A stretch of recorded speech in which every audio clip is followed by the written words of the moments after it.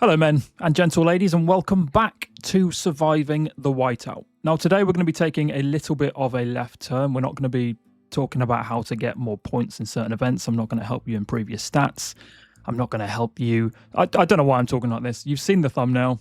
You've seen the title of the video. You know what this is about. Because today we are talking about pronunciation. I feel like a teacher about to start a class. Really don't like the feeling of this. So some of these names, particularly for English speakers, are going to be quite easy because a lot of them derive from English-speaking countries. But some of the others I have been butchering for months without even realising. In fact, someone in my alliance, who's been in my alliance since March last year, messaged me after one of my recent videos to politely tell me that I'd completely destroyed a certain hero's name. But today, we correct that mistake.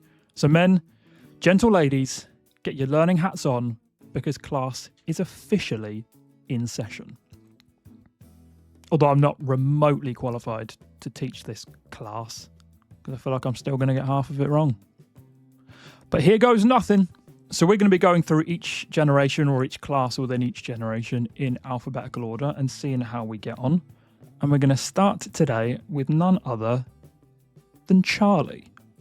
Now this isn't one that I got wrong, because it's a common name in this country, and it's actually something that my dad used to call me.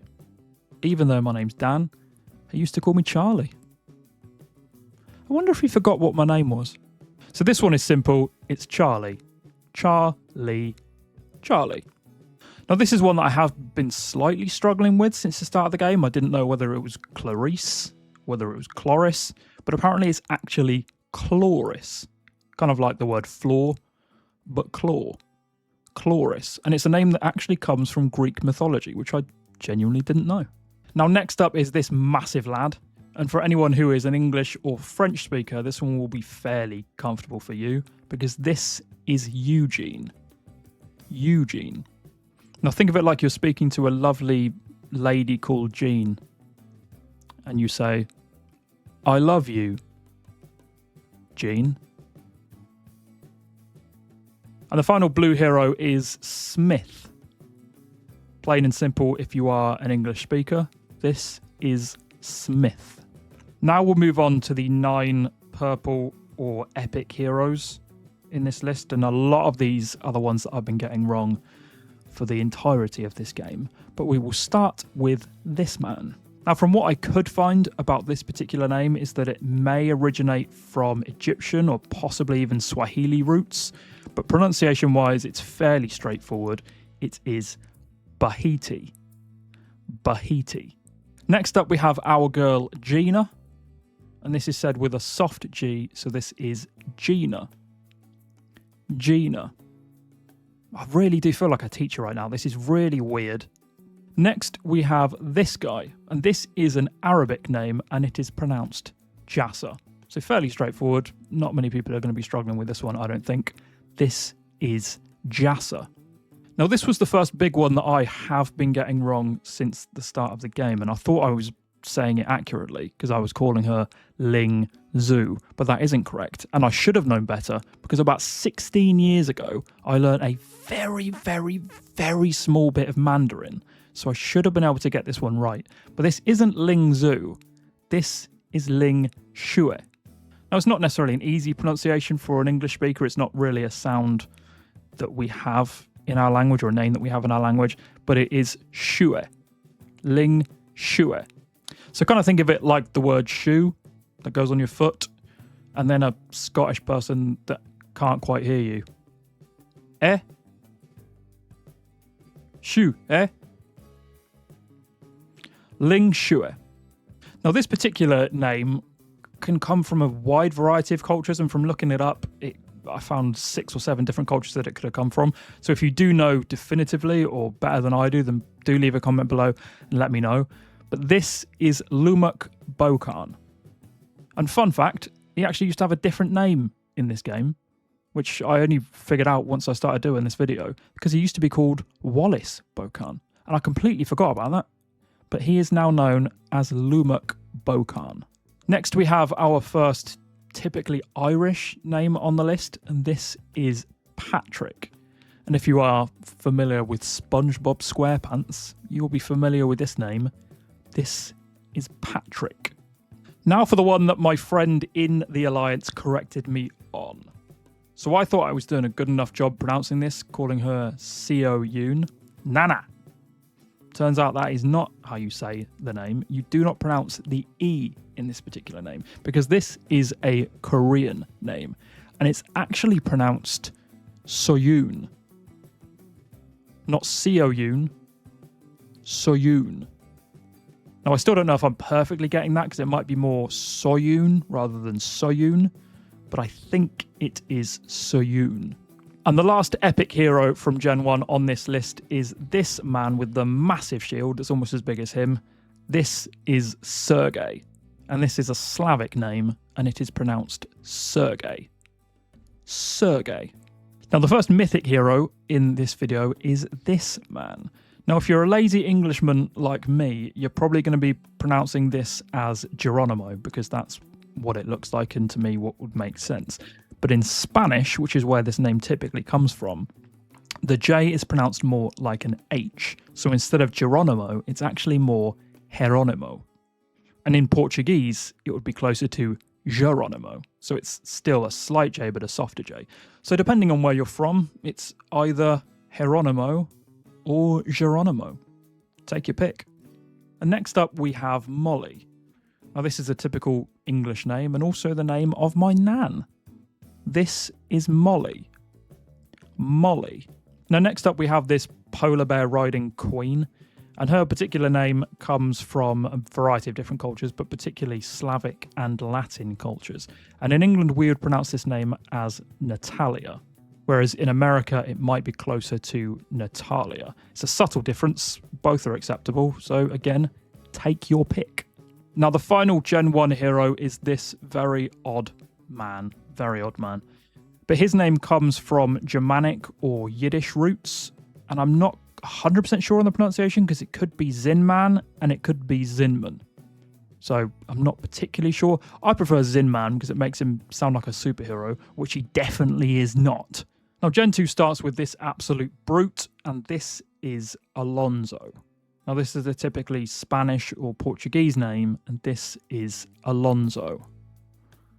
Alonso. I really don't know how many times I'm supposed to be repeating these names, but Alonso.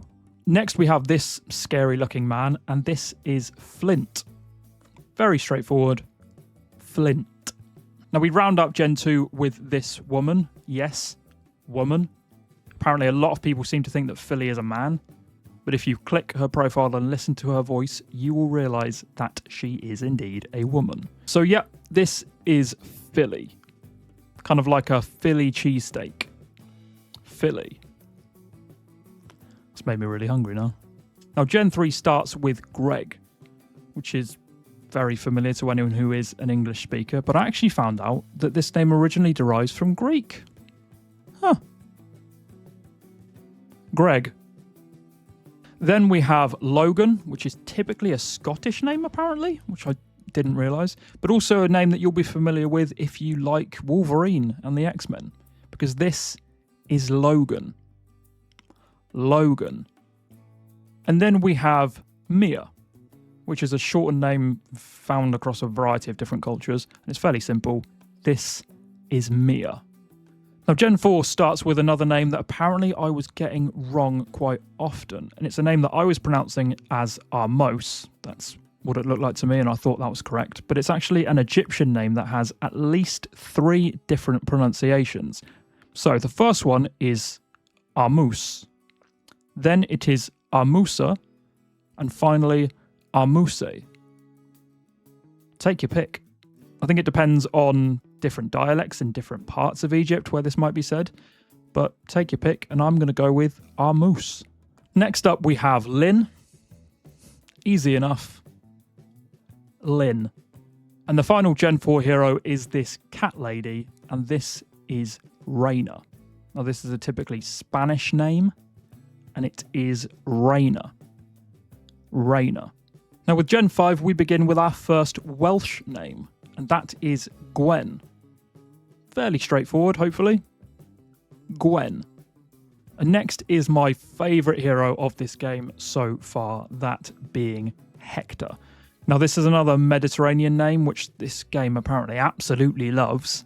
But if you wanted to be more accurate, you could slightly soften the H and elongate the last syllable and make it Hector. Hector. But Hector is also acceptable. And then we have our second Irish name on this list for this motorbike maniac, and that being Nora. Nora. A bit like Laura, but Nora. And finally, we move on to Gen 6, which is where I am currently up to in this state, and we start with Renee, which is a French name, but also very common here in the UK. Renee. And I'll be honest, she absolutely terrifies me. Then we have Wayne, which is a common name in most English-speaking countries. You've got Wayne Rooney, Wayne Gretzky, Wayne's World, Wayne's World, party time, excellent. And our final hero is the second Mandarin name so far on this list, but this one is slightly easier for English speakers than Ling Xue, and that is Wu Ming. Exactly how it looks, Wu Ming. So that is your comprehensive and hopefully somewhat accurate guide to the heroes' names, at least up to Gen 6, which is where I currently am. If you do feel I've got any horribly wrong or even slightly wrong, then do leave a comment below and let me know so that I can be as accurate as possible in all of my future videos. This game really is all about celebrating different cultures, so let's embrace it and do exactly that. Now in the next video we're going to be talking about something slightly different and maybe more slightly controversial. And when I think about it, more unsettling.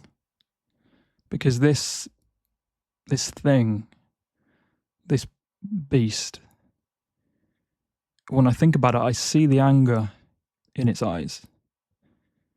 I think of the fear that it instills upon me and everyone else in this game. It haunts my dreams. It fills me full of dread. And I don't know if I can face it.